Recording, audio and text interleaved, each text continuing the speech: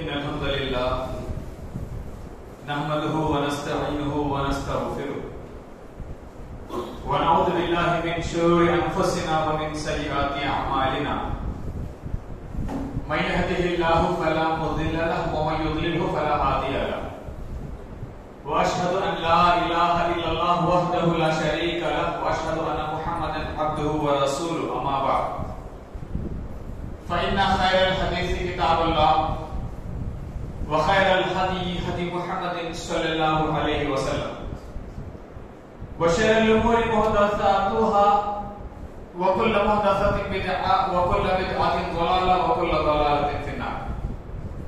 أعوذ بالله السميع العليم من الشيطان الرجيم. بسم الله الرحمن الرحيم. يا أيها الذين آمنوا اتقوا الله حق تقاته ولا تموتن إلا وأنتم مسلمون. يا أيها الناس اتقوا ربكم الذي خلقكم من نفس واحدة وخلق منها زوجها وبث منهما رجالا كثيرا ونساء واتقوا الله الذي تساءلون به والأرحام إن الله كان عليكم رقيبا. يا أيها الذين آمنوا اتقوا الله وقولوا قولا سديدا يصلح لكم أعمالكم ويغفر لكم ذنوبكم ومن يطع الله ورسوله فقد فاز فوزا عظيما. بسم الله الرحمن الرحيم. رب اشرح لي صدري ويسر لي أمري واحلل عقدة من لساني يفقهوا قولي رب زدني علما. సర్వలోకాల సృష్టికర్త ప్రభువు పోషకుడు అయిన అల్లాహ్ సుబ్హానహు వ తఆలాకు మాత్రమే సమస్త స్తోత్రం. ఆయనే ఆకాశాలను భూమిని మరియు వీటి మధ్య ఉన్న సమస్తాన్ని 6 దినములలో 6 అయ్యాములలో సృష్టించాడు. ఆయనే మానవులందరినీ పుట్టించి మానవులకు ఒక జీవిత లక్ష్యాన్ని ఇచ్చి భూమి మీదకి పంపించడం జరిగింది. అల్లాహ్ సుబ్హానహు వ తఆలా స్తోత్రముల తర్వాత మానవుల మార్గదర్శకత్వం కోసం మానవులకు రుజుమార్గం చూపించడం కోసం అల్లాహ్ సుబ్హానహు వ తఆలా పంపిన ప్రవక్తలందరిపై కూడా అల్లాహ్ సుబ్హానహు వ తఆలా యొక్క శాంతి కరుణ మరియు శుభాలు దరుసలాములు గాక ప్రత్యేకంగా చిట్ట చివరి ప్రవక్త ముహమ్మద్ రసూలుల్లాహ్ సల్లల్లాహు అలైహి వసల్లం పై అల్లాహ్ సుబ్హానహు వ తఆలా యొక్క శాంతి కరుణ మరియు శుభాలు దరుసలాములు గాక. అదే విధంగా ఈ జుమా ఖుత్బాకు హాజరైన సోదర సోదరి మనులందరిపై కూడా అల్లాహ్ సుబ్హానహు వ తఆలా యొక్క శాంతి కరుణ మరియు శుభాలు గాక. ఆమీన్. సోదర సోదరిమణులారా, ఈనాటి జుమా ఖుత్బాలో మీ ముందు ప్రసంగించబోయే అంశం బహుశా వాట్సాప్ ద్వారా మీకు చేరి ఉండవచ్చు. మరణం నుండి సమాజ జీవితం ద్వారా తీర్పు దినం వరకు ప్రయాణం. ఇంకా చెప్పాలంటే మరణావస్థ నుండి ప్రారంభిస్తే ఇంకా సబబుగా ఉంటుంది. తెలుగులో మరణావస్థని సకరాత్ అని అంటారు. ఉర్దూలో మరణావస్థ, మరణ వేదన. ఈనాటి అంశంలో మీ ముందు ఒక విశ్వాసికి, ఒక మోమిన్కు మరణం సంభవిస్తే అతని పరిస్థితి ఎలా ఉంటుంది, మరణం సంభవించిన తర్వాత ఏం జరుగుతుంది, సమాధిలో అతనిని ఖననం చేసిన తర్వాత ఏం జరుగుతుంది, ఈ విషయాలు తెలియజేస్తాను. దాంతో పాటుగా ఒక అవిశ్వాసి మరణం సమయం సమీపిస్తే లేదా ఒక పాపాత్ముడికి మరణం సమీపిస్తే అతని పరిస్థితి ఎలా ఉంటుంది, మరణించిన తర్వాత అతనికి ఏం జరుగుతుంది, సమాధిలో ప్రవేశించిన తర్వాత ఎలా పరిస్థితులు ఉంటాయి, ఈ 2 విషయాలు కూడా తెలియజేసే ప్రయత్నం చేస్తాను. చివరిగా సమాధి శిక్షలు అసలు జరగడానికి కారణాలు ఏంటి, సమాధి శిక్ష నుండి కాపాడబడాలంటే పరిష్కారాలు ఏంటి, ఈ విషయాలు కూడా తెలియజేసే ప్రయత్నం చేస్తాను. సోదరులారా, మనందరికీ తెలిసినటువంటి విషయమే మరణం కాదనలేనటువంటి యథార్థం. ఒక మనిషి తిరస్కరించినా కాదన్నా లేదా ఇష్టపడకపోయినా మరణం మాత్రం తప్పకుండా సంభవిస్తుంది. కుల్లు నఫ్సిన్ దాయికతుల్ మౌత్. ఇంకా సూర జుమా సూర నంబర్ 62 ఆయత నంబర్ 9 అల్లాహ్ అంటున్నాడు, కుల్ ఇన్నల్ మౌత అల్లదీ తఫిర్రూన మిన్హు ఫఇన్నహు ములాఖీకుమ్. మీరు ఏ మరణం నుండి అయితే పారిపోతున్నారో తప్పనిసరిగా ఆ మరణం ఒకానొక రోజు వచ్చి మిమ్మల్ని కలుస్తుంది. అప్పుడు మీరు గోచర అగోచర విషయాలు తెలిసినటువంటి ఆ అల్లాహ్ వైపునకు మరణించబడతారు.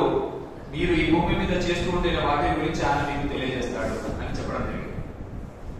కాబట్టి మరణం అయితే తప్పనిసరిగా ఆరంభం. మరి మరణం వచ్చినప్పుడు పరిస్థితి ఎలా ఉంటుంది? ముందుగా విశ్వాసికి మరణం సంభవిస్తే అతని పరిస్థితి ఎలా ఉంటుందో తెలుసుకుందాం. విశ్వాసికి ధార్మిక పరంగా జీవితం గడుపుతున్నటువంటి వ్యక్తికి, మోమిన్కు మరణ సమయం సమీపించినప్పుడు, సకరాత్తులో ఉన్నప్పుడు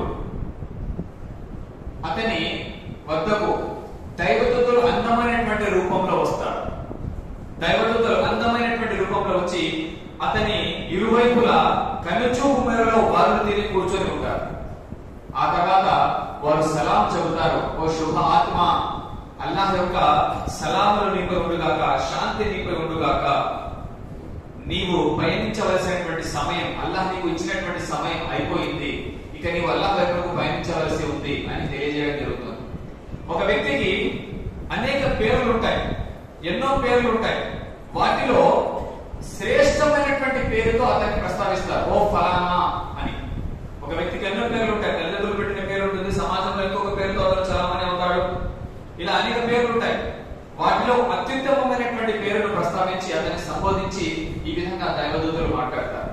ఆ తర్వాత మలకుల్ మౌత్, చాలా మంది ఇజ్రాయెల్ అని అంటారు. ఇజ్రాయెల్ యూదులు అనేటటువంటి పేరు, వారు వాడేటటువంటి పేరు మలకుల్ మౌత్. మలక్ అంటే దైవదూత, మౌత్ అంటే మౌత్ కా ఫరిష్తా. మలకుల్ మౌత్ వచ్చి అతని తల వద్ద కూర్చొని అతని శరీరంలో నుండి ఆత్మను తీసివేస్తాడు. దీనిని మనం మరణం అని అంటాం. ఎవరైనా చనిపోతే మనం అడిగేటటువంటి మొట్టమొదటి ప్రశ్న క్యా హుయా, ఎలా చనిపోయాడు, ఈ కారణం కావాలి. దీనినే మరణం అంటారు. ఎప్పుడైతే మరణదూత మలకుల్ మౌత్ శరీరంలో నుండి ఆత్మను బయటకు తీస్తాడో అప్పుడు మరణం సంభవిస్తుంది. దానినే మనం ఏమంటాం, హార్ట్ అటాక్. క్యా హోకు మరగా, హార్ట్ అటాక్ హోకు మరగా, హార్ట్ అటాక్ హోకు మరగా, మలకుల్ మౌత్ ఆకు హోకి దాయి రోజు హంసువా.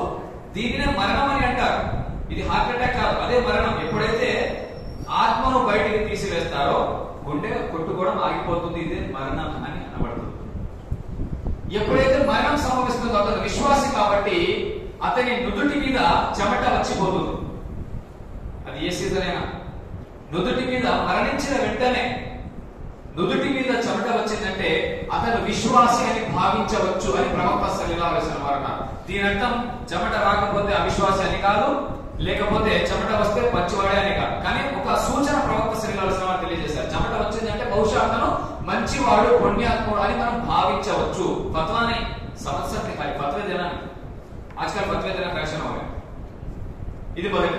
విశ్వాసి ఎప్పుడైతే మరణం సంభవిస్తుందో ఎంత సులభంగా అతనికి మరణం వస్తుందంటే ఒక కూజలో నుండి లేదా ఒక బాణలో నుండి దాన్ని ఈ విధంగా ఎప్పుడైతే వంచుతామో నీళ్లు ఎంత సులభంగా బయటకు వచ్చి పడతాయో అంత సులభంగా అతని ఆత్మను తీసుకుంటారు, స్వాధీనపరుచుకుంటారు దైవదూతలు. ఆ తర్వాత తమతో పాటు తెచ్చినటువంటి ఒక మంచి వస్త్రంలో, సువాసన వస్తున్నటువంటి వస్త్రంలో ఆ ఆత్మను చుట్టి దానిని తీసుకుని ఆకాశాలలోకి అధిరోహించడం ప్రారంభిస్తారు. అంటే పైకి ఎక్కి వెళ్ళడం ప్రారంభిస్తారు. ఎప్పుడైతే ఆ ఆత్మను తీసుకుని అందులో వచ్చేటటువంటి సుగంధము సర్వత్రా వ్యాపిస్తుంది. దానిని తీసుకుని ఎప్పుడైతే పైకి వెళ్తారో అక్కడ ఉన్నటువంటి దైవదూతలంతా ఈ కిస్కి రూహ్ లేకో జాతే, ఈ ఆత్మ ఎవరిది, ఈ శుభాత్మ ఎవరిది, ఎవరి ఆత్మను మీరు తీసుకుని వెళ్తున్నారు, ఇతను ఫలానా ఫలానా వ్యక్తి కుమారుడు అని సంబోధించడం జరుగుతుంది. అప్పుడు ఆ దైవదూతలంతా అంటారు, ఆ ఆత్మను మా దగ్గర నుండి తీసుకుని వెళ్ళండి. ఖుష్బు వేసేది, ఆ ఆత్మను మా దగ్గర నుండి తీసుకుని వెళ్ళండి, మా దగ్గర నుండి తీసుకుని వెళ్ళండి అని పోటీ పడతారు దైవదూతలు. ఆ విధంగా ఆకాశపు మొదటి ద్వారం వద్దకు చేరుకుని అక్కడ ఆ ద్వారం కొలకుని అనుమతి తీసుకుని అక్కడి నుండి దాటి రెండవ ఆకాశాన్ని, రెండవ ఆకాశం నుండి మూడవ ఆకాశాన్ని, ఈ విధంగా ఏడవ ఆకాశం వరకు వెళ్లి అల్లాహ్ సాన్నిధ్యంలో హాజరుపరిచిన తర్వాత అల్లాహ్ సుబ్హానహు వ తఆలా అంటాడు, నా దాసుడిని మళ్ళీ తిరిగి అతని శరీరంతోనే కలిపి వేయండి. ఎందుకంటే నేను వాగ్దానం చేసి ఉంచాను, మిమ్మల్ని మట్టితో పుట్టిస్తాను, మళ్ళీ మిమ్మల్ని మట్టిలోనే కలిపేస్తాను, మళ్ళీ రెండవసారి మిమ్మల్ని మట్టి నుండే లేపుతాను, తిరిగి తీర్పు దినాన్ని మీరు నా ముందు హాజరు కావాల్సి ఉంది అని నేను వాగ్దానం చేశాను. ఆ వాగ్దానానికి అనుగుణంగా అతన్ని మళ్ళీ అతని శరీరంతో కలిపేయండి, బాడీలో కలిపేయండి అంట. అప్పటికి ఇక్కడ ప్రపంచంలో అతని కోసం బాధపడడం, ఏడవడం అన్ని అయిపోయి అతని అంత్యక్రియలన్నీ జరిగి అతని సమాధిలో ఖననం చేస్తారు. సమాధిలో ఉన్నటువంటి అతని శరీరంలో అతని ఆత్మను తెచ్చి మళ్ళీ కలిపి వేస్తారు దేవదూతలు. ఎప్పుడైతే ఖననం చేసిన తర్వాత అతని బంధువులు, మిత్రులు అతని సమాధి నుండి దూరంగా వెళ్ళడం ప్రారంభిస్తారో సమాధిలో ఉన్నటువంటి ఆ వ్యక్తి లేచి కూర్చుంటాడు. అతను వారి అడుగుల సవ్వడిని వినగలుగుతాడు. తన బంధువులు నడుచుకుంటూ వెళ్తున్నటువంటి వారి అడుగుల సవ్వడిని ఆ చనిపోయినటువంటి వ్యక్తి వినగలుగుతాడు.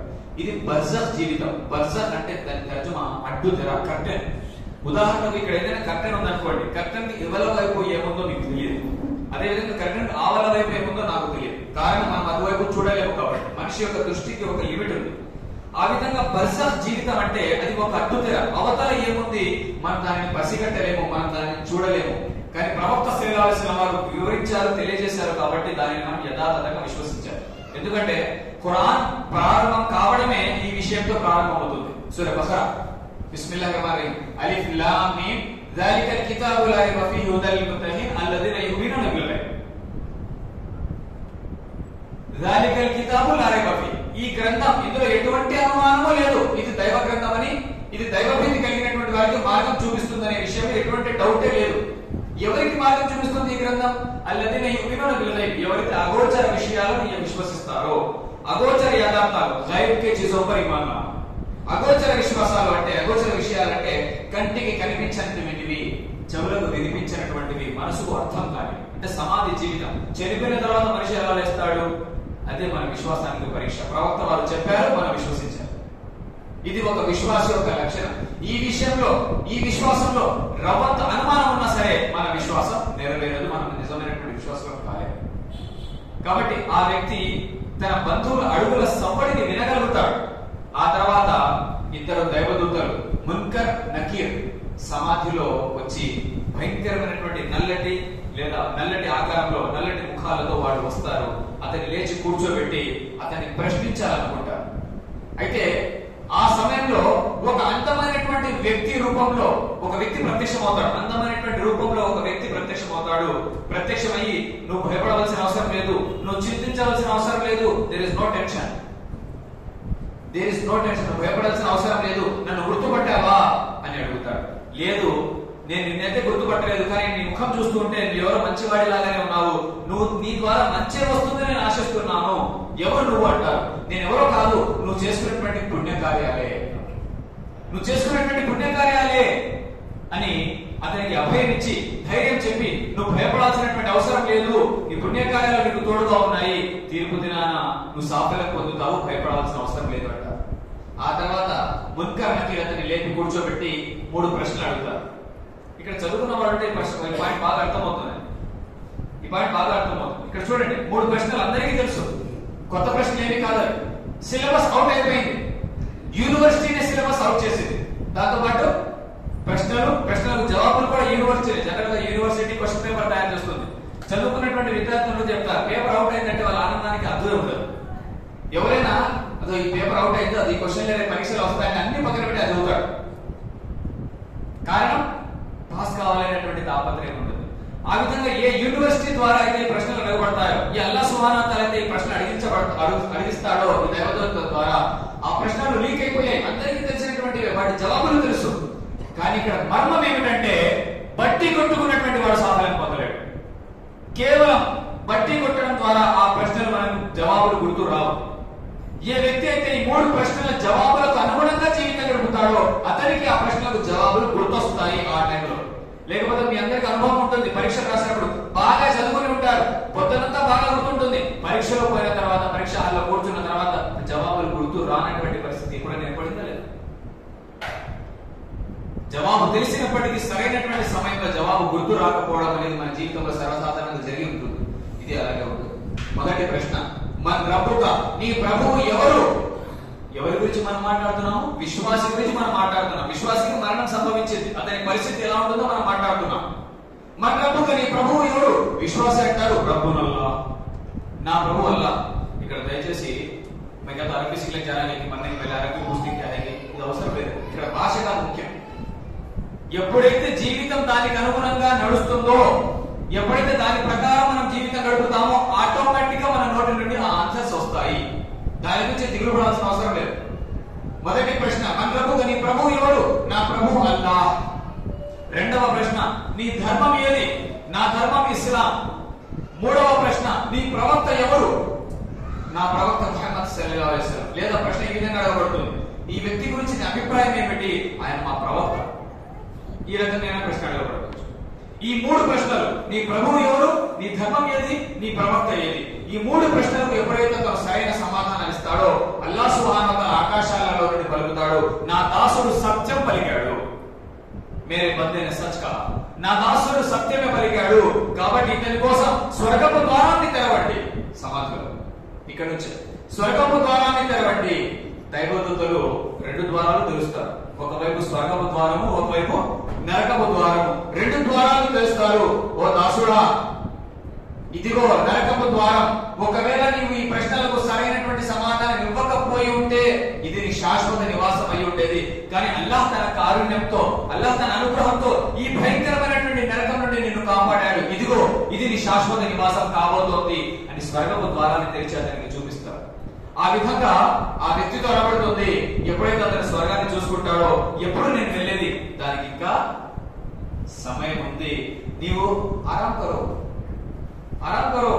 తీర్పు దినం వరకు ఇంకా నీకు సమయం ఉంది, తీర్పు దినాన నీవు ఇందులోనే ప్రవేశించబడతావు, కాబట్టి దిగులు పడకుండా నీవు ఆరాంగా ఉండు అని అతనితో చెప్పడం జరుగుతుంది.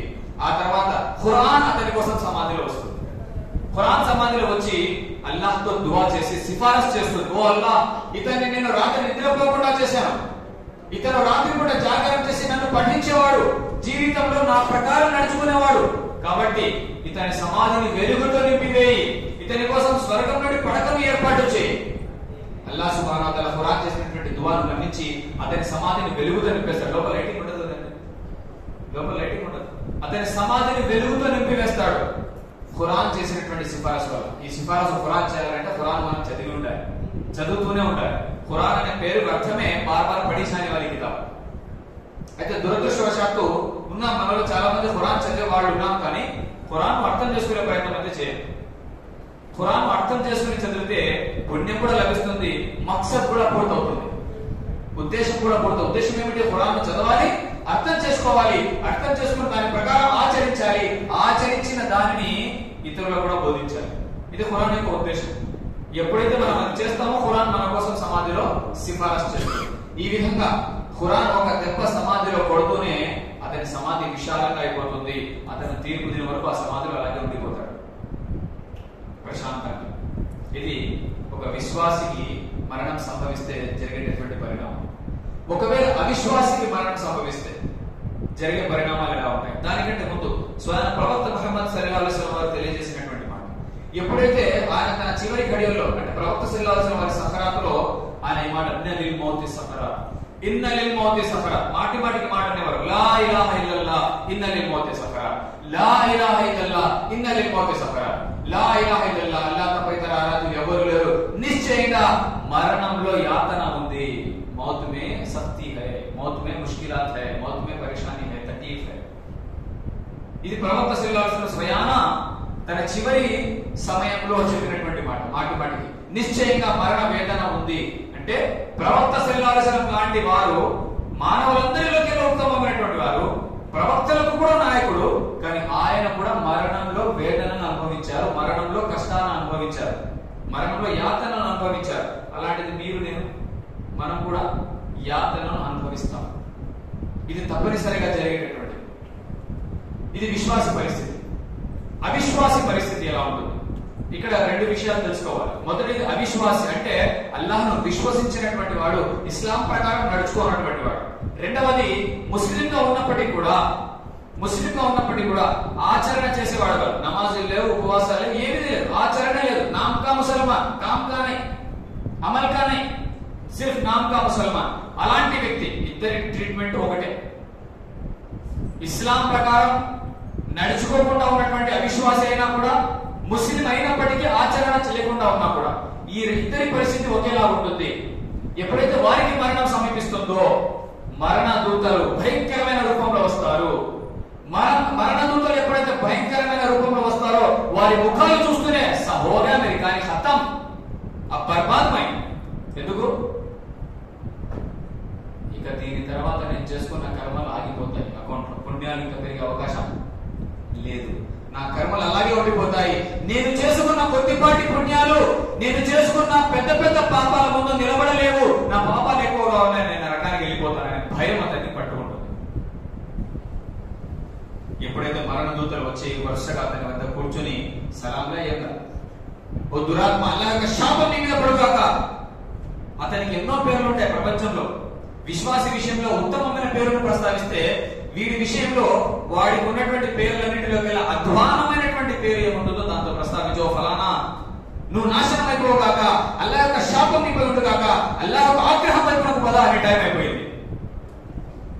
భయపడిపోతాడు ఆ వ్యక్తి. కానీ ఇక్కడ ఒక విషయం అండి, అతను అనుభవిస్తున్నటువంటి ఆ యాతన మీకు నాకు బయట నుంచి చూసేటటువంటి మనకు అర్థం కాదు. అది అతనికి దైవదూతల మధ్య జరుగుతున్నటువంటి వ్యవహారం సహరాత్ సమయంలో. అయితే ఇక్కడ ఒక విషయం గుర్తుంచుకోండి, ప్రవక్త సల్లల్లాహు అలైహి వసల్లం వారు తెలియజేశారు, ఏ వ్యక్తి అయినా సరే చనిపోయే ముందు లా ఇలాహ ఇల్లల్లాహ్ అని పలికితే అతను స్వర్గంలో ప్రవేశిస్తాడు.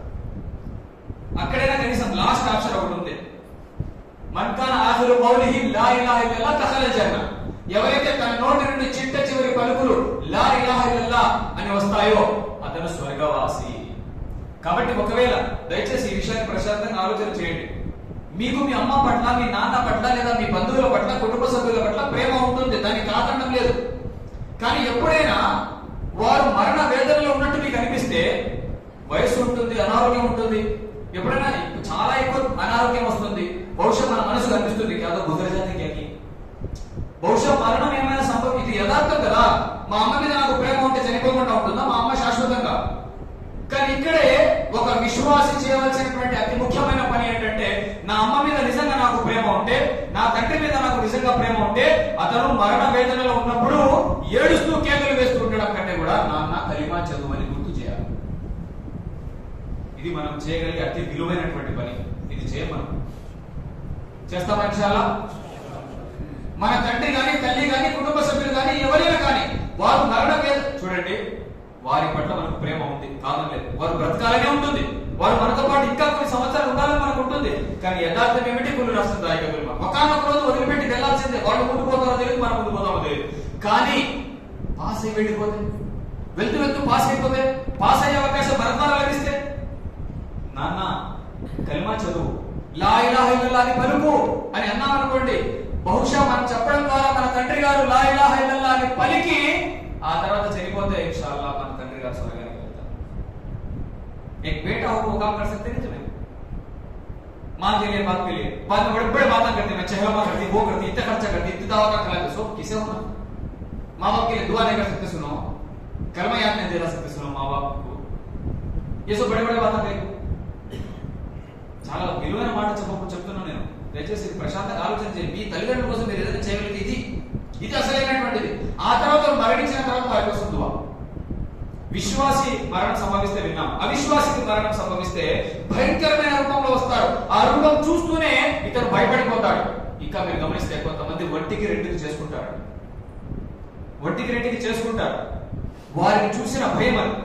ఎలాగైతే ఎక్కువ భయపడినప్పుడు చిన్న పిల్లవాడు పోసుకుంటారో అలాంటి పరిస్థితి ఉంటుంది అక్కడ. ఒంటికి రెండుకి చేసుకున్న పరిణామాలు కూడా జరిగాయి. భయం అంతా. దైవదూత మలకుల్ మౌత్ వస్తారు.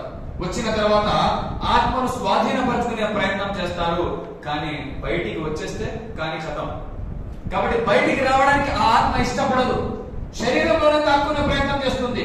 ఎప్పుడైతే ఒక తడిగుట్ట ముళ్ళ కంప మీద వేసి లాగితే ఎలా చిరిగి వస్తుందో, లేదా ఒక ఇనుప చువ్వలు కడ్డీలు చర్మం మీద వేసి ఇలా లాగితే చర్మం ఎలా వస్తుందో, అంత బలవంతంగా దైవదూతలు దానిని లాగుతారు. మాట వినకపోతే వారు తెచ్చుకున్నటువంటి ఇనుప గద్దలతో అతని పిరుదుల మీద కొట్టడం జరుగుతుంది. ఆ విధంగా బలవంతంగా అతని ఆత్మను స్వాధీనపరచుకుంటారు. ఎందుకంటే వారు లజ్జాలకు ఇది కాలం. అటువంటి వారు కాదు. ఒక సెకండ్ ముందు కానీ ఒక సెకండ్ లేట్ గానీ వచ్చేవారు కాదు.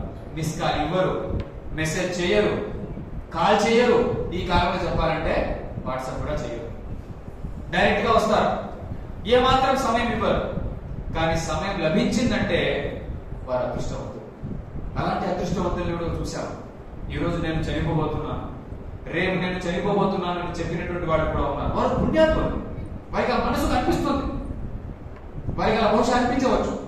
మా నాన్నగారు అదే అన్నారు, రేపు కిస్కా భరోసా కలకత్తాని ఆజ్ ఒక కామ్ ఖతం కరో అన్నాడు.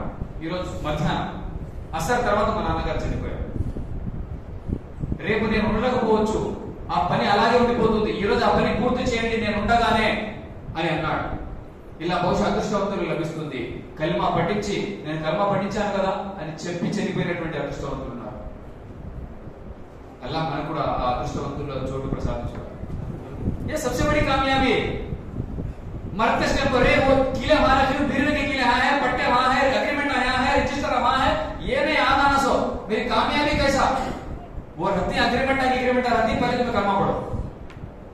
बाद में बाकी चीज मरते मरते अग्रीमेंट बोल को मर गया तो क्या फायदा? वो अग्रीमेंट की फिक्र है ना, जन्नत की రిజిస్టర్ की वो फिक्र है ना, कम से कम डॉक्टर तो लिखेंगे नहीं क्या? దాని గురించి ఆలోచించాలి. చూడండి, అవిశ్వాసి మరణం బలవంతంగా ఆత్మను తీసుకున్న తర్వాత ఆ వ్యక్తి చనిపోతాడు. అతన్ని గబ్బు కొట్టేటటువంటి దుర్వాసన వచ్చేటటువంటి ఒక గోన సంచిలో చుట్టి దాన్ని తీసుకుని ఆకాశాల్లోకి అధిరోహించడం ప్రారంభిస్తారు. ఆ దుర్వాసనకు చుట్టుపక్కల ఉన్న దైవదూతలంతా కోనియ పద్మశీలు, ఎవరి దురదృష్టవంతుడు, ఎవరి ఆత్మ ఇది అని అడిగితే ఇతను ఫలానా ఫలానా వాడి ఆత్మ అని చెప్తారు. అప్పుడు మా దగ్గరకు తీసుకురాకండి, దూరం నుండి తీసుకెళ్లిపోండి, దూరం నుండి తీసుకెళ్లిపోండి అంటారు దైవదూతలు. అలా మొదటి ఆకాశానికి చేరుకుని అనుమతి అడిగితే అనుమతి లభించదు. ఖురాన్ ఆయత్ ఉంది, ఎవరైతే మా ఆయతులను మా వచనాలను తిరస్కరించారో వారి కోసం ఎన్నడూ ఆకాశ ద్వారాలు తెరవబడవు అని అల్లాహ్ ఖురాన్ లో తెలియజేశాడు. ఆ వాగ్దానమే ఎప్పుడైతే అతని ఆత్మను పైకి తీసుకుని వెళ్ళి అనుమతి అడుగుతారో అతని కోసం ఆకాశ ద్వారాలు తెరవబడవు, అక్కడి నుండి రిజెక్ట్ తిరస్కరించబడుతుంది. అల్లాహ్ అంటాడు, నేను వాగ్దానం చేశాను, ఇతన్ని తన శరీరంతో మళ్ళీ తిరిగి కలపండి, తీర్పు దినాన అతని కర్మల విచారణ జరుగుతుంది. ఇతని పేరును సిజ్జీన్ లో రాయండి. సిజ్జీన్ అనేది ఒక లిస్ట్, చిట్ట. పాపాత్మల పేర్లు ఉంటాయి దాంట్లో లిస్ట్ లో. ఆ డైరెక్టరీలో ఎవరి పేర్లు ఉంటాయి? పాపాత్మల పేర్లు. పుణ్యాత్మల పేర్లు ఇల్లియీల్లో రాయబడతాయి. పాపాత్మల పేర్లు సిజ్జీన్ అనే రిజిస్టర్ లో రాయబడతాయి. అతని పేరు అందులో నమోదు చేసి శరీరంతో కలపండి అంటారు. సమాధులు అతని శరీరంతో కలుపుతారు. అతను తన బంధువులు వారంతా వెళ్తున్నటువంటి అడుగుల సవ్వడి వింటాడు. విన్న తర్వాత అతని కోసం సిఫారసు చేయడానికి, ఒంటరిగా ఉన్నప్పుడు ధైర్యం చెప్పడానికి ఏ పుణ్య కార్యాలు అక్కడ ఉండవు. ఇద్దరు మున్కర్ నకీర్ నల్లటి ముఖాలతో, భయంకరమైనటువంటి ముఖాలతో లేచి వచ్చి అతని లేదు ఒకటి బాబు బయట ప్రశ్న అడుగుతున్నా అంటారు. నిన్ను 3 ప్రశ్నలు అడగాలి, లేచి కూర్చో అంటారు. ప్రశ్న అడుగుతారు, మన రబ్బుగా నీ ప్రభు ఎవరు? జవాబిస్తాడు, అయ్యయ్యో మాలున్నతో, అయ్యయ్యో నాకు తెలియదే. రెండవ ప్రశ్న, నీ ధర్మం ఏది? అయ్యయ్యో నాకు తెలియదే. నీ ప్రవక్త ఎవరు? లేదా ఈ వ్యక్తి గురించి నీ అభిప్రాయం ఏమిటి? అయ్యయ్యో నాకు తెలియదే. ఎవరితను? అవిశ్వాసి, ముసల్మాన్ నై, గైర్ ఇస్లాం के मुताबिक जिंदगी गुजारा है. అతను ముస్లిం కాదు, అవిశ్వాసి పరిస్థితి ఇది. ముస్లిమేతరుని పరిస్థితి ఇది. ఈ విధంగా ఎప్పుడైతే అతను 3 జవాబులు నాకు తెలియదు అని అంటాడో అల్లాహ్ ఆకాశాలలో నుండి అంటాడు, ఇతను అసత్యం పలికాడు, మాలుమిసే అమలుకి రానేదా. ప్రతి వ్యక్తి మనసుకు అనిపిస్తుంది ఏది సత్య ధర్మమో, ఏదో ఒక అవకాశం జీవితంలో తప్పనిసరిగా లభిస్తుంది, ఇదే సత్య ధర్మం అని. కానీ అతను ప్రాపంచిక సుఖ సంపదలకు, భోగభాగ్యాలకు, అట్రాక్షన్ కు గురైపోయి దాన్ని తిరస్కరిస్తాడు. क्या मालूम है अपना नमाज पढ़ा, 5 वक्त करो, पढ़ते ही कई पढ़ते हैं, दुनिया की क्या तो एक इसमें अटक कर ఇది ఎప్పుడైతే జవాబు ఇస్తాడు అల్లాహ్ అంటాడు, ఇతను అసత్యం పలికాడు, ఇతని కోసం నరకపు ద్వారాన్ని తెరవండి. ఇంకొక వ్యక్తి కూడా ఉన్నాడు, పేరుకు ముస్లిం కానీ ఆచరణ లేదు. ముస్లింగా ఉన్నాడు కానీ ఆచరించలేదు. ఎప్పుడు ఇస్లాం గురించి తెలుసుకునే ప్రయత్నం చేయలేదు, జ్ఞానాన్ని సముపార్జించలేదు, ఆచరించలేదు. అతని పరిస్థితి చూడండి. 3 ప్రశ్నలు. మన రబ్బుగా నీ ప్రభువు ఎవరు? मैं सुनी हूं, हमारे रब अल्लाह का को सुनी हूं. इन्हें सुने खाली सुन को गच्चू हो गए. मुसलमान के घर में पैदा हुआ मगर कभी जानने की कोशिश करा है. ముస్లిం ఇంట్లో పుడితే हमारे रब అల్లాహ్ని మాత్రమే వింటాడు. తర్వాత జ్ఞానం రావాలి కదా, జ్ఞానాన్ని సముపార్జించే ప్రయత్నం చేయలేదు. నేను విన్నాను నా ప్రభువు అల్లాహ్ అని. నీ ధర్మం ఏది? నేను విన్నాను నా ధర్మం ఇస్లాం అని. వాడిన బదులు సొంతది అన్నట్టుగా ఉంటుంది వాడి పరిస్థితి. నేను విన్నాను నా ప్రవక్త ముహమ్మద్ అని. అల్లాహ్ అంటాడు, తను అసత్య పలికాడు, ఇతనికి అదే శిక్ష. కాబట్టి నేనేదో ముస్లింని, నేను కల్మా పఠించాను, मैं जुम्मा जाता हूँ मस्जिद को, मैं ईद को 2 बार पढ़ लेता हूँ, मौका मिले तो रोजा रख लेता हूँ అంటే కుదరదు. అటువంటి వ్యక్తి కానీ అవిశ్వాసి కానీ ఇద్దరి పరిస్థితి ఎలా ఉంటుంది? సమాధిలో నరకపు ద్వారాన్ని తెరవండి అని అల్లాహ్ సుబ్హానహు వ తఆలా ఆజ్ఞాపిస్తాడు. దైవదూతలు ముందు ఏం చేస్తారు? స్వర్గపు ద్వారాన్ని తెరుస్తారు. అరే దురదృష్టవంతుడా, నీ పాపాల వల్ల, నీ అవిశ్వాసం వల్ల ఇంతటి అద్భుతమైన స్వర్గాన్ని నువ్వు పోగొట్టుకున్నావు. అరే దురదృష్టవంతుడా, ఇప్పుడు ఇదే నీ శాశ్వత నరకం కానున్నది అని అంటాడు. ఈ విషయం ఎప్పుడైతే విశ్వాసి వింటాడో అతను అంటాడు, ఓ అల్లా, ఆ తీర్పు దినం ఎంతో తొందరగా రా, నువ్వు జల్దీ జానా జన్నత్ మే కబ్ కబ్ బోల్కో హై ముझे, నేను త్వరగా వెళ్ళాలి స్వర్గంలోకి అని ఆరాటపడతాడు. స్వర్గంలోకి వెళ్ళాలి అని కుతూహలం. अल्लाह देवदूतలు అంటారు, अभी टाइम है, तुम्हें आराम करो, बाद में टाइम है, क़यामत का दिन अल्लाह मुकर्रर है वो आना. ఈ వ్యక్తి పరిస్థితి ఎలా ఉంటుంది. పాపాలు కూడా చూడండి, ఎప్పుడైతే నరకపు ద్వారాన్ని తెరిచి ఇది నీ శాశ్వత నరకం, ఇదే నీ శాశ్వత నివాసం, ఇక్కడే నువ్వు శాశ్వతంగా ఉంటావని అంటారు, భయం పట్టుకుంటుంది. ఓ అల్లా క్యాతో ఉందే ఆ ఖయామత్ తక్కువ. ప్రపంచంలో ఉన్నంత వరకు తీర్పు దినాన్ని తిరస్కరించేవాడు చనిపోయిన తర్వాత మళ్ళీ ఎలా లేస్తాడా, ఇవన్నీ ఉత్తమ మాటలు అని అన్నాడు. కానీ ఈ రోజు ఆ తీర్పు దినం మాత్రం రానివ్వద్దు అల్లా. ఎందుకు? అది ఇంకా భయంకరంగా ఉంటుందని యథార్థం వాడికి అర్థం అయిపోయింది కాబట్టి. ఆ తర్వాత సమాధి మొత్తం చీకటిగా ఉంటుంది. వాడి కోసం సిఫారసు చేయడానికి ఖురాన్ అక్కడ ఉండదు. జ్యోతితో వెలుగుతో నింపడానికి ఖురాన్ లేదు, పుణ్యకార్యాలు లేవు. సమాధిలో ఒకటి చీకటిగా ఉంటుంది. రెండవది, ఎప్పుడైతే అవిశ్వాసిని సమాధిలో ఉంచడం జరుగుతుందో సమాధి అతని కోసం ఇరుకైపోతుంది. ఇక్కడ ఈ మాట చెబుతూ ప్రవక్త సల్లల్లాహు అలైహి వసల్లం ఖురాన్ యొక్క ఆయత్ పఠించారు. ఎవరైతే అల్లాహ్ను తిరస్కరిస్తారో, అల్లాహ్ ఆయతులను తిరస్కరిస్తారో వారి కోసం ప్రాపంచిక జీవితం ఇరుకైపోతుంది. దునియా జిందగీ ఉన్కే లియే తంగ్ హో జాతి. ప్రాపంచిక జీవితం ఇరుకైపోవడం అంటే ఏంటో మీకు తెలుసా అని ప్రవక్త ఈ విషయం చెప్పారు. సమాధిలో ఎప్పుడైతే అతన్ని ఉంచుతారో సమాధి అతన్ని నలిపేస్తుంది. खबर करीब आ जाए, मिल जाती दो खबर की, दो दीवार खबर की मिल जाए. ఎప్పుడైతే సమాధిలో ఉన్నటువంటి రెండు వైపులా ఉన్న గోడల్లాగా అది కలిసిపోతాయో ప్రవక్త వారు తెలియజేసి ఇట్లా చూపించి చెప్పారు. ఈ ప్రకటెముకలు ఫస్లే, ఈ ప్రకటెముకలు ఒకదానితో ఒకటి ఈ విధంగా కలిసిపోతాయి. ఎలా ఉంటుంది? దానిలో దబాయితో వేసారత మిలాదాలు మళ్ళీ వదిలేస్తారు, మళ్ళీ ఒత్తుతుంది, మళ్ళీ వదిలేస్తారు. ఈ ఆఫర్ కంటిన్యూ తీర్పు దినం వరకు జరుగుతూనే ఉంటుంది. దానికి తోడు అతని మీద 99 తిన్నీళ్లు వదలడం జరుగుతుంది అన్నారు ప్రవక్త సల్లల్లాహు అలైహి వసల్లం. ఓ ప్రవక్త, తిన్నీన్ అంటే ఏంటి? ఒక తిన్నీన్ అంటే 70 పాములు. ఒక తిన్నీన్ అంటే 70 పాములు, ఒక్కొక్క పాముకు 7 తలలు. అలాంటివి 99, ఒకటి కాదు రెండు కాదు. ఏం దేశం ఉసలు మాకుత్తి హమే ఒక పాము దగ్గర అంత దూరం దూకుతాం. 99 తిన్నీళ్లు. ఒక తిన్నీనంటే 70 పాములు, ఒక్కొక్క పాముకు 7 తలలు. అవి అతన్ని కాటు వేస్తూనే ఉంటాయి, కాటు వేస్తూనే ఉంటాయి, కాటు వేస్తూనే ఉంటాయి. ఏ కాటాతో అందరదా ఇచ్చే కాటతో కాకూర వాడి దారి. కానీ మరణం ఉండదు. ఎందుకు? చనిపోయినటువంటి వాడు, అతనికి ఇక మరణం రాదు. ఆ బాధను అనుభవిస్తూ ఉంటాడు, కేకలేస్తాడు. బొమ్మడా మారలేతా వడుకో అవి.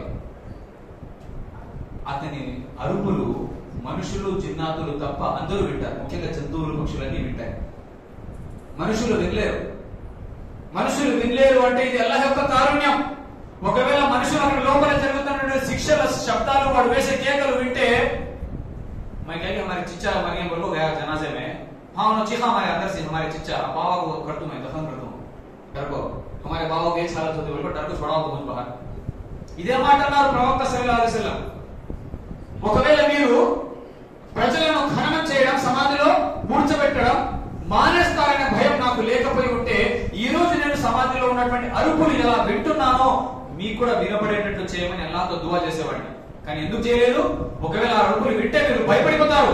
భయపడిపోయి మీ కుటుంబంలోకి ఎవరిని కూడా ఖననం చేయరు. छोड़वाती हूं जो लाशा को दरिया में कहां दफन करे तो कहां सब आता कि हमारे बाबा के ऊपर अम्मा के ऊपर.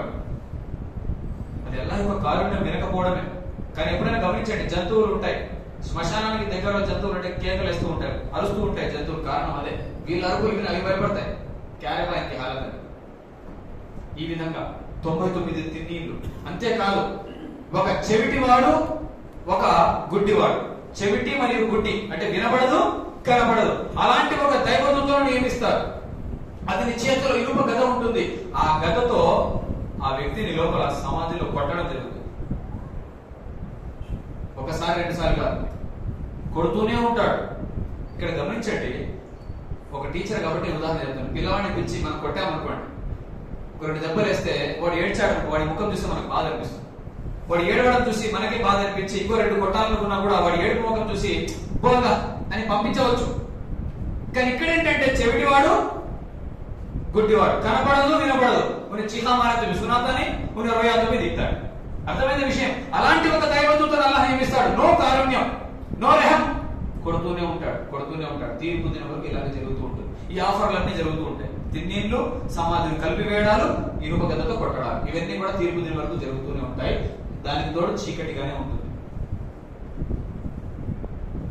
అందుకే ఉస్మాన్ రజీయల్లాహు తాలా 3వ ఖలీఫా, ఎప్పుడైనా ఒక సమాధి దగ్గర నుండి పోవడం జరిగితే విపరీతంగా ఏడ్చేవారు. ఎంతగా ఏడ్చేవారంటే ఆయన కన్నీళ్లు కారి గడ్డమంతా తడిచిపోయారు, అంతగా ఏడ్చేవారు. ఉస్మాన్, ఏమిటి మీరు, నరకం ఇంకా భయంకరంగా ఉంటుంది కదా, నరక శిక్ష ఇంకా భయంకరంగా ఉంటుంది కదా, అలాంటిది నరక ప్రస్తావన వచ్చినా కూడా మీరు అంతగా ఏడవరు, సమాధిని చూస్తే లేదా సమాధి శిక్షను తలుచుకుని మీరు ఎందుకు అంతగా ఏడుస్తున్నారు అన్నారు. దానికి జవాబుగా ఉస్మాన్ రజీయల్లాహు అంటున్నారు, ఇది తీర్పు దినాన మొదటి మజిలీ, ఫస్ట్ స్టేజ్. ఇక్కడ ఒకవేళ మనిషి కామయాబ్ అయిపోతే, సాఫల్యం పొందితే నెక్స్ట్ స్టేజెస్ అన్ని పాస్ అవుతూ వెళ్ళిపోతాడు.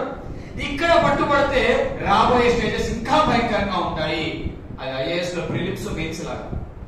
ప్రిలిమ్స్ లో ఎదుర్కొంటే మెయిన్స్ వరకు పోయే అవకాశం లేదు, ఇంకా భయంకరమైనటువంటి శిక్షలు ఉంటాయి. అందుకే సమాధిని చూస్తే నాకు ఇంకా భయం వేస్తుంది అని ఉస్మాన్ రజీయల్లాహు అన్హు అంటున్నారు. ఇదండి. కాబట్టి సమాధి శిక్షలు యథార్థంగా ఉంటాయనే విశ్వాసాన్ని మనం కలిగి ఉండాలి. ఈ శిక్షల నుండి కాపాడబడాలంటే ఏం చేయాలో కూడా తెలుసుకోవాలి. ఇక్కడ మరొక విషయం అండి, ఒక వ్యక్తి విశ్వాస అయినా సరే అవిశ్వాస అయినా సరే ప్రతి ఒక్కరికి ఒక విషయం మాత్రం కామన్ గా జరుగుతుంది. ప్రశ్న అడగడం కాకుండా ఇంకొక విషయం కామన్ గా జరుగుతుంది. ప్రవక్త సల్లల్లాహు అలైహి వసల్లం అన్నారు, సమాధికి ఒక అలవాటు ఉంది, దాన్ని నలుగుడు అంటారు. సమాధిని నలిపేటటువంటి ఒక అలవాటు ఉంది. ఎంతటి పుణ్యాత్ముడైనా సరే సమాధి ఒకసారి అతన్ని నలిపి వదిలేస్తుంది. ఏక్ బార్తో కమ్సే మినిమం, అతను పుణ్యాత్ముడైనా మినిమం అంటే. సాద్ బిన్ ముఆజ్ అనే ఒక సహాబీ ఉంటాడు. సాద్ బిన్ ముఆజ్, బహుశా మీరు తల్లి గురించి విని ఉంటే, తల్లి నువ్వు ఇస్లాం స్వీకరించావు, నేను ఒప్పుకోను, నేను అన్నం తినడం మానేస్తాను, నీళ్ళు తాగడం మానేస్తాను అని హంగర్ స్ట్రైక్, ఆమరణ నిరాహార దీక్ష చేస్తే అప్పుడు తల్లితో అన్నాడు, నీలాంటి, నేను ఇస్లాం కోసం నీలాంటివి ఒకటి కాదు రెండు కాదు 100 మంది తల్లులు ఉన్నా సరే వారి ప్రాణాలు ఒక్కొక్కటిగా వదులుతున్నా సరే నేను ఇస్లాం ధర్మాన్ని వదిలిపెట్టిరాను అని అన్నారు. అటువంటి సహాబీ, యుద్ధ మైదానంలో ఎంతో నేర్పు కలిగినటువంటి సహాబీ. ఆయన చనిపోయాడు. ఆయన చనిపోయినప్పుడు ఎటువంటి సహాబీ తెలియజేస్తున్నాను, ఎందుకంటే మనకు అర్థం కావాలి విషయం. ఆయనను గుసులు చేయించడానికి ప్రవక్త సల్లల్లాహు అలైహి వసల్లం వారు వెళ్తే చెమటలు గారిపోయి ప్రవక్త వారు గుసులు చేయించడానికి వెళ్ళారు. సాద్ బిన్ ముఆజ్ రజీయల్లాహు అన్హుని చెమటలు గారిపోతున్నాయి. సహాబా అడిగారు, ఏ ప్రవక్త, ఈ రోజు అంత వేడిగా కూడా లేదు, ఏమిటి మీరు అంతగా చెమటలు కప్పుతున్నారు, మాకేం అంత వేడిగా లేదే, చెమటలు మాకేం కారణం లేదే, ఏమిటి కారణం అన్నారు. కేవలం బాబు భీడ్ హేతో అన్నాడు. అంతమంది ఉంటే అక్కడ చెమటల పట్టక ఏముంది అన్నారు. ఎవరు కనపడలేదు. అంతమంది ఉంటే చెమటలు పట్టగా దైవదూతలు వచ్చారే అతనికి గుసులు చేయించడానికి అన్నారు. ఫరిస్తే అబ్ గుసులు కరాతే క్యా నసీబ్ వాలే రహనా, క్యా ఉన్కా మఖాబ్ రహనా. దైవదూతలు వచ్చి గుసులు చేస్తున్నారు. ఆ తర్వాత అతన్ని డోలీలో ఎత్తుకుని పోయేటప్పుడు సహాబా మోస్తే చాలా తేలిగ్గా ఉన్నాడు. హల్కే అన్ని క్యాండిడేట్ భారీ క్యాండిడేట్ ఉఠాయతో హల్కే ఏకగా ప్రజలకు అర్థం కాలేదు, ఏంటి ప్రవక్త ఈయన చాలా తేలికగా ఉన్నాడు, మీరు అనుకుంటున్నారు మీరు ఎత్తామని, మీకంటే ముందు దైవదూతలు తను మోస్తూ ఉంటే అన్నారు ప్రవక్త.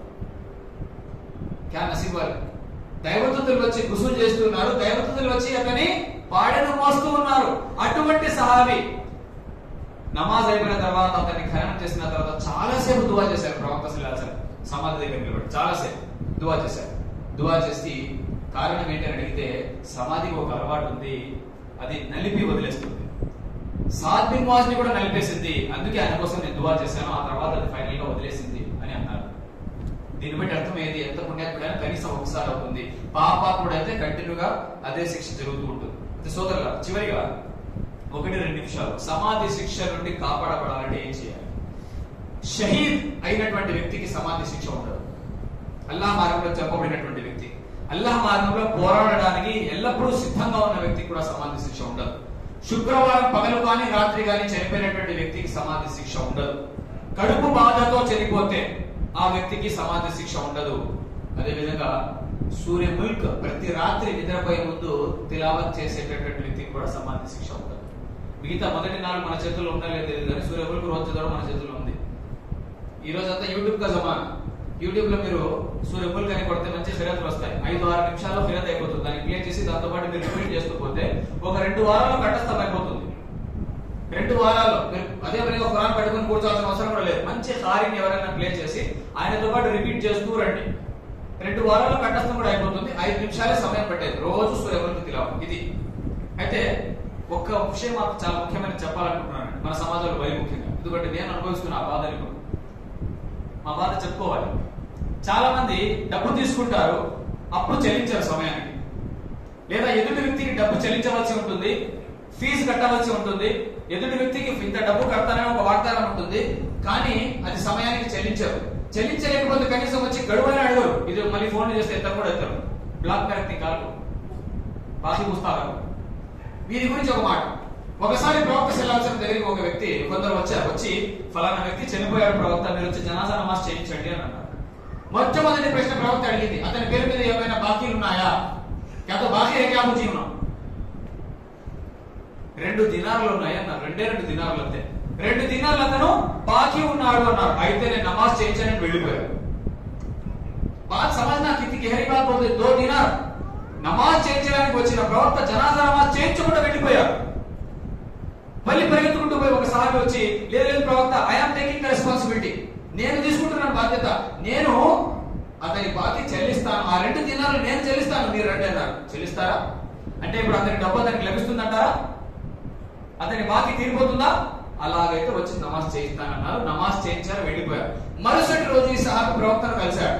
కలిస్తే అది పూరా పే కడాలి అమౌంట్, బాకీ చెల్లించారా అని 2వ రోజు అడిగారు. करिश्ती के हाल लग रहा हमारे को ऐसे बारे में नेग्लिजेंस क्या तो दूसरा को देने के तो नेग्लिजेंस आने के सब तो అర్ధరాత్రి అంతా రెడీ. ఆయన ఏమన్నారు చూడండి, అప్పుడైనా ప్రవక్త నిన్ననే కదా మనం మాట్లాడుకుంది, తొందర ఏముంది అన్నారు. మీరు వెళ్ళి ముందు బాకీ చెల్లించారండి అన్నారు. 3వ రోజు మళ్ళీ కలిశారు, బాకీ చెల్లించారని మళ్ళీ అడిగారు. ఆయన అన్నారు, మీరు నిన్న చెప్పారు చెల్లించేశారు ప్రవక్త, ఇప్పుడే చెల్లించేశాను అన్నారు. ఈ అసలైన స్టేట్మెంట్ ఇప్పుడు వినండి. ఈ మాట విని ప్రవక్త ఏమన్నారంటే, ఇప్పుడే అతని చర్మం నరకాగ్ని నుండి చల్లబడటాన్ని నేను గమనిస్తున్నాను. 2 దినాలు బాకీ చెల్లించిన తర్వాత నరక శిక్ష తగ్గిపోయింది సమాధిలో. ఇప్పుడే అతని చర్మం నరకాగ్ని నుండి చల్లబడటాన్ని నేను గమనించగలుగుతున్నాను అని అన్నారు. मर्यादा कौन पूछने वाला नहीं ले अच्छी वजह महिला लिया सोती कौन पूछता नहीं ये क्या मानो हमारे बाप पूछने को तू बोलता लो అని ఏమైనా వసియత్తు చేస్తున్నారా మా పిల్లలు? 2 దినాల పరిస్థితి ఇది. షహీద్ అయినటువంటి వ్యక్తి కూడా క్షమించబడినటువంటి పాపం ఏంటంటే అప్పు. కాబట్టి ఎవరికైనా ఏమైనా పేమెంట్ చేయాల్సి ఉంటే, ఇప్పుడు ఎందుకు మరీ ముఖ్యంగా చెప్తానంటే, समझना भी अच्छा जबरदस्त बहाना मिला. क्या तो कोरोना गए आदमी को आया भी रहता नहीं कोरोना, पैसा को आ गया कोरोना, क्या तो रोटेशन आना है कोरोना है तो बात करो जाको. కరోనా వచ్చిన వ్యక్తితో మాట్లాడండి, మాట్లాడి నేను చెల్లించలేకపోతున్నాను, ఈ సమస్య నాకు గడువు పెంచు అని చెప్పండి. ఫోన్ ఎత్తకుండా బ్లాకుల్లో పెట్టి కాల్స్ రిసీవ్ చేయకుండా కనపడ్డా కూడా వేరే సందులోంచి వెళ్ళిపోవడం ఇది న్యాయమా? ఒకవేళ హుదాన కాస్త మౌత్ ఆగి అతని డబ్బు మనం చెల్లించకపోతే నరక శిక్ష సమాధిలో స్టార్ట్ అయిపోతుంది. కాబట్టి నిజమైన విశ్వాసం ఏం చేస్తాడంటే, ఎవరితో చెప్పకపోయినా ఎవరో ఒకరితోనే చెప్పాలి. थोड़े ना कि आप जोरों को बोले सकते नहीं, कांगा की पैसे लिए बोले सकते, हिम्मत होती नहीं, अड़लाती उन्हें. कनीసం भार्य कामते मिथुन करना చెప్పండి, रे मैं मर गया तो मेरी आस्ती बेच को अंदर वो कर को अंदर पहले मुझे दफनाने के पहले पैसे चुका, बाद में दफना. मेरे अंदर हिम्मत नहीं, ताकत नहीं है, तुम्हारे अंदर है ताकत? మీలో ఆ శక్తి ఉందా? నరకాగ్నిని తట్టుకునే శక్తి చర్మానికి ఉందా? లేకపోతే అప్పు తీర్చి చనిపోవాలి, లేదా కనీసం వసియతన చేసుకోవాలి. ఇది ఈ రోజు నేను మీకు చెప్పాలనుకున్నటువంటి విషయం. మరణం సంభవిస్తే విశ్వాసికి ఎలాంటి పరిస్థితి ఉంటుంది, అవిశ్వాసికి ఎలాంటి పరిస్థితి ఉంటుంది, సమాధిలో శిక్షలు ఎలా ఉంటాయి, మరియు సమాధి శిక్ష నుండి కాపాడబడాలి. ఏం చేయాలి? ఇన్షాల్లా ఒక నిర్ణయంతో ఇక్కడ నుంచి లేద్దాం. ఏమిటది? ఇన్షాల్లా ఈ రోజు నుంచి ప్రతి రాత్రి నిద్రపోయే ముందు సూర్య ముల్క్ పారాయణం చేయాలి. సూర్య ముల్క్ అంటే 67వ సూర 29వ పార, తబారకల్లసి అనే పార. అదే తబారకల్లది బియదిల్ ముల్క్ అనేటటువంటి సూరాని 30 ఆయతులు మాత్రమే ఉన్నాయి. 5 నిమిషాల కంటే తక్కువ సమయం పడుతుంది. ఇన్షాల్లా ప్రతి రాత్రి నిద్రపోయే ముందు సూర్య ముల్క్ పఠిస్తే అల్లాహ్ సుబ్హానహు వ తఆలా మనందరినీ కూడా సమాధి శిక్ష నుండి కాపాడతాడు. అల్లాహ్ మనందరినీ సమాధి శిక్ష నుండి కాపాడుగాక. ఆమీన్ యా రబ్బల్ ఆలమీన్. ఆఖిరు దావానా అనిల్ హమ్దులిల్లాహి రబ్బిల్